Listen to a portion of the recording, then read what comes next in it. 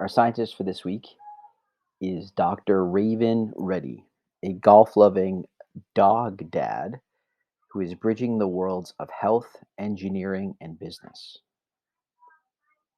He loves golf, the movie Frozen, his dog Oakley, pop punk rock, and sleep. He wants to know what happens to cells when they're sick. How can we design new treatments to heal them? He studies pharmacological science. Pharmacological scientists are often bioengineers who research and develop new medications. Dr. Reddy works in a company where he supports teams of scientists and engineers and acts as a bridge between the worlds of research and business. The body is a complicated system of cells that all interact. If we can understand those cells, we may be able to engineer treatments that help them to stay healthy. Dr. Reddy studies the inner workings of our cells, how they all affect each other, and what to do when they get sick.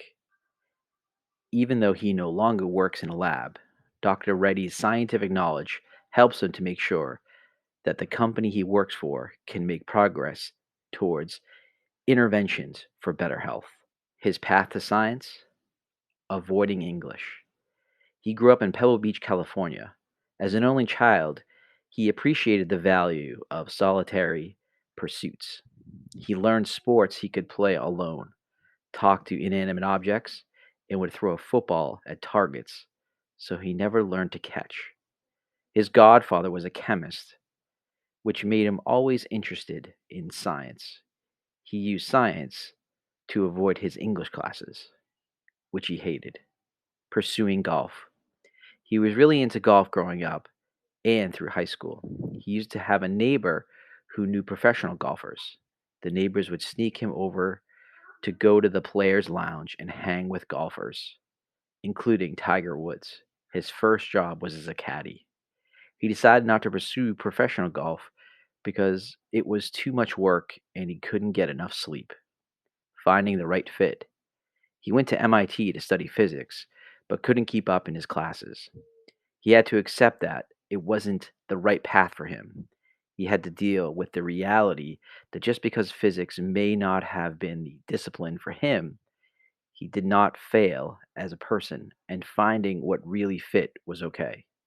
He found himself drawn to bioengineering because it was like a combination of how the body works and how we can change that. Building bridges.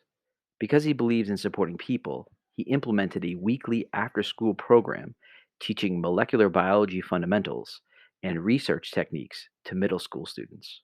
He wanted to build bridges into science for diverse students.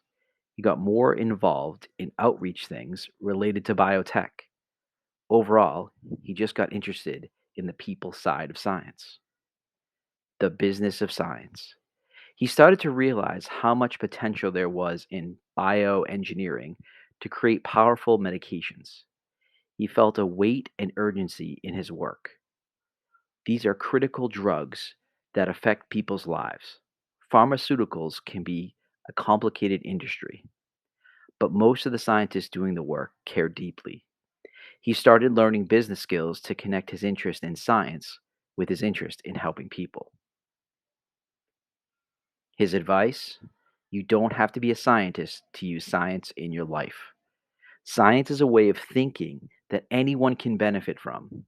You don't have to stay in science in order for these skills to be useful. They're useful in business, in medicine, in politics, in art. It's about testing your understanding of the world and making sure that you're staying open to new possibilities. Find the challenges worth sticking through. Whatever path you choose comes with challenges. The important thing is to choose a path that you enjoy or care about enough to keep with it. It's about finding the fit and finding the thing that you're willing to work that hard at.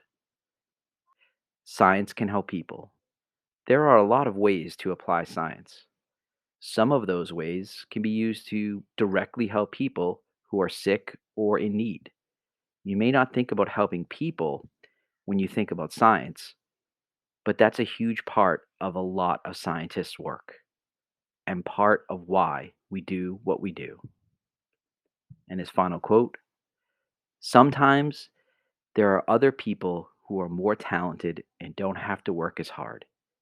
You can still really try at something and it might work out. If it is still not fun for you, it's okay to look for something else."